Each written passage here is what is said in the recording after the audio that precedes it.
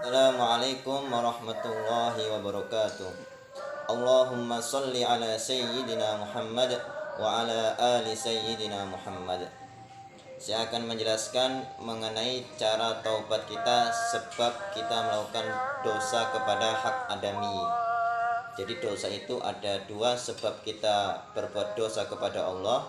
Yang kedua yaitu sebab kita berbuat dosa kepada hamba Allah Subhanahu wa taala. Di antaranya caranya yang pertama yaitu ahaduha ayyuk li'a anil maksiat. Yang pertama, berhenti melakukan maksiat, jangan diulangi kembali. Kalau diulangi kembali berarti belum berhenti. Contohnya, kalau masih main-main diulangi kembali, berarti itu seperti orang makan sambal, katanya pedas tapi kok diteruskan, katanya pedas tapi kok tidak kapok, dan lain sebagainya. Wasani ayang dama ala fi'liha. Yang kedua adalah merasa menyesal atas perbuatan yang dia kerjakan. Menyesal atas perbuatannya sehingga dia tidak akan mengulangi kembali perbuatan yang telah dia kerjakan kepada hak adami atau hambanya Allah Subhanahu wa taala. Wasalisu, dan yang ketiga ayyazima alla ya'uda ilaiha abadan. Yang ketiga yaitu ada azam, niat yang kuat untuk tidak mengulangi kembali perbuatan yang dia kerjakan. Yang keempat yaitu wa ayyabra'a min haqqi sahibiha, yaitu membebaskan hak saudaranya, saudara kita yang telah kita dolimi contohnya, maka kita minta maaf sebab kedoliman yang telah kita kerjakan kepadanya.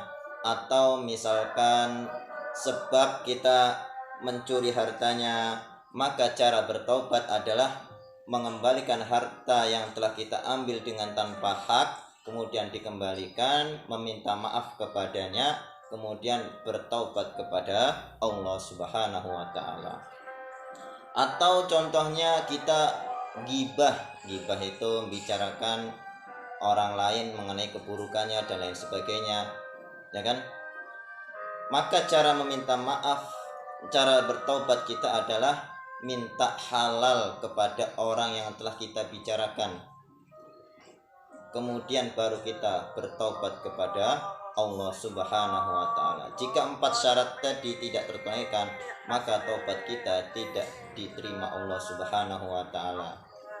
Yang keempat tadi contohnya tidak membebaskan haknya, kita sudah berhenti maksiat. Yang kedua menyesali atas maksiatnya. Yang ketiga ada keinginan kuat untuk tidak mengulangi kembali, tetapi tidak membebaskan hak saudara kita. Contohnya kita mencuri motor, ya kan? Mencuri motor, kemudian kita 3 syarat tadi sudah dikerjakan, tapi yang keempat motornya tidak dikembalikan. Sudah sholat taubat, istighfar banyak-banyak, itu belum diterima taubatnya. Karena apa? Motornya masih dipakai, belum dikembalikan kepada pemilik haknya. Maka caranya tadi adalah mengembalikan barang yang kita ambil dengan tanpa hak, kemudian dikerjakan yang 3 syarat sebelumnya tadi. Insya Allah Allah Subhanahu wa ta'ala memaafkan atau menerima taubat kita. Semoga kita diberikan taufik dan hidayah Allah Subhanahu wa ta'ala untuk berbuat taubat dalam setiap dosa yang telah kita kerjakan. Amin amin ya rabbal alamin. Wabillahi taufik wal hidayah. Assalamualaikum warahmatullahi wabarakatuh.